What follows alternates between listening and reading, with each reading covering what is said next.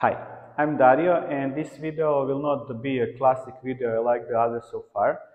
In this video I will not demonstrate or test anything, but I will only talk about the topic of the mercy point, or how to act when the result is 10 love. As always, I will be speaking in Croatian, and for those who do not understand Croatian, I have prepared English subtitles that can be switched on. Krenemo igrati protiv nekoga.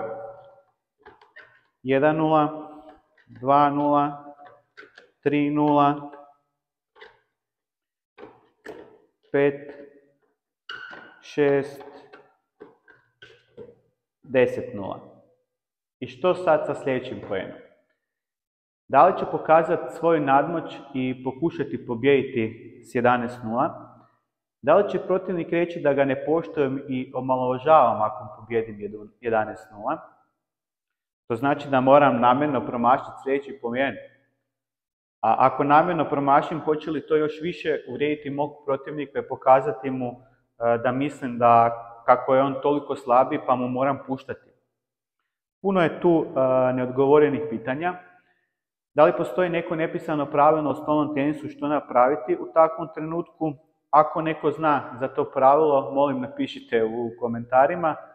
Možda u nekim zemljama ima nepisano pravilo kako se ponijeti u tom trenutku. Reći ću vam kako ja u takvim trenucima postupam. Ako vodim 10-0 ili ako gubim 0-10. Ako igram protiv igrača koji je očito nekoliko klasa slabiji od mene, onda sigurno neće doći do te situacije, jer ću ja svoju igru prilagoditi suparniku.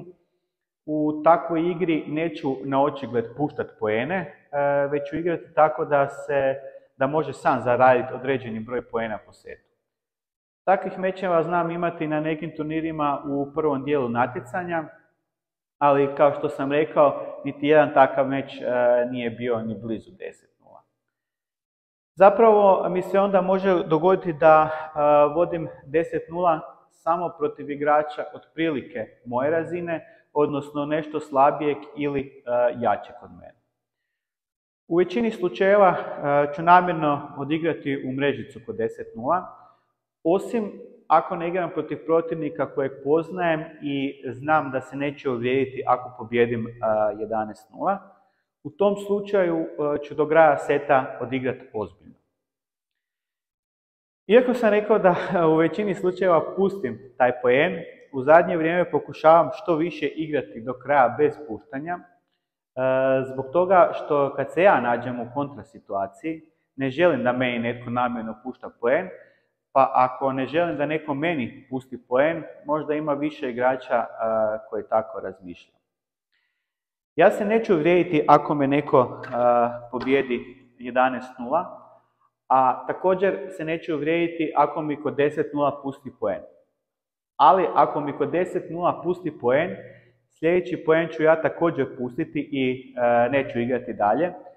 Tako da tu nastaje problem da mi nije na 10-0 pustio i da je protivnik igrao dalje normalno. Postoji minimalna šansa da preokrenem i dobijem taj set, ali ako mi na 10-0 pusti poen, onda nemam volje dalje igrati i truditi se napraviti preokret kad znam da mi je poklonio poen. Tako da poručujem svim mojim budućim suparnicima, ja bi radije da me pobijedite 11-0 nego da mi puštate. A ja ću i dalje pokušati procijeniti prema reakcijama svoga suparnika kako on razmišlja na tu temu i onda odlučiti da li igram do kraja ili puštam poen. Imam i anegdotu na tu temu. Prije par mjeseci sam bio na jednom turniru i gledao sam meč koji su igrali dvojica mojih kolega. Obojica su dobri igrači, ali jedan od njih zna nekad malo opuštenije ući u meč. Pa zapravo mogu reći o komu se radi, pretpostavljam da se neće ljutiti. Radi se o Kašiću. Svi koji poznaju Kašu znaju koliko je dobar igrač, ali prije svega dobar čovjek. I on je gubio 10-0 i moj kolega namjerno promaši sljedeći poen i loptica je došla do ruba arene gdje sam ja sjedio. Kašo je smireno došao do loptice, nasmijao mi se i Triho prokomentirao: sad će vidjeti da se to ne radi. Na jednom je počeo igrati puno čvršće i odlučnije, došao do rezultata 10-8, ali onda promašio jednu lopticu koja je bila jako blizu i na kraju je završilo 11-8, ali moglo je biti drugačije. Poslije meča smo skupa sva trojica komentirali tu situaciju. On je htio pokazati da uvijek treba igrati do kraja, jer nikad nije gotovo. Uglavnom, teško se složiti oko toga što je ispravno napraviti u tom trenutku. Pišite ispod u komentarima svoje iskustva i mišljenja na ovu temu.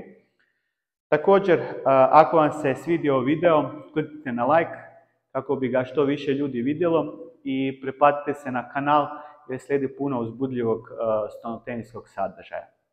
Do sljedeći put, uživajte u pinganju.